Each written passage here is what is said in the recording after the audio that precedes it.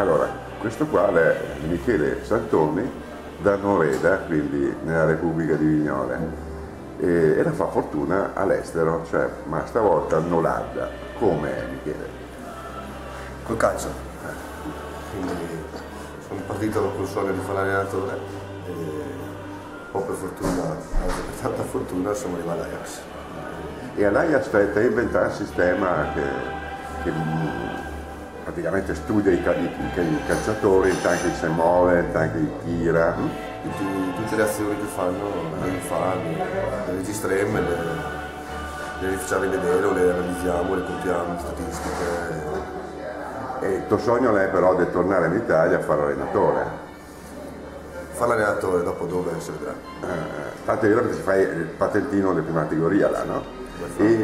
Ma com'è l'ambiente? L'ambiente del calcio, l'ambiente dell'Ajax. L'ambiente dell'Ajax. In generale come dappertutto nel calcio. Duro, perché tutti vogliono guadagnare, tutti vogliono fare i suoi interessi, tutti vogliono vincere, tutti vogliono essere importanti. Ma quindi ti sei a contatto con grandi campioni? Sono sentato tutto il dia accanto a Bergkamp, Frank de Boer, quindi grandi nomi. E gli campioni emergenti che ti studi? L'Ajax sempre.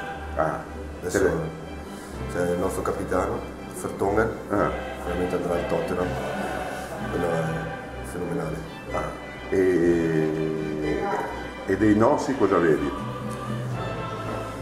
Un po' di cambiamento c'è, ma manca l'idea ancora.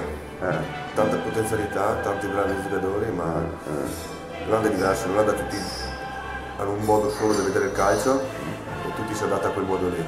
Qui invece cambia idea, invece di diritti, una volta l'è trequartista, una volta l'è una mezza punta, una volta l'è un interno destro.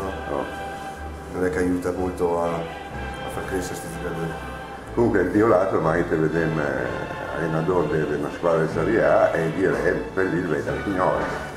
Deve partire tanto ormai da C1, non so, poi sono piccoli passi. Vabbè, l'arco la sempre perde, va.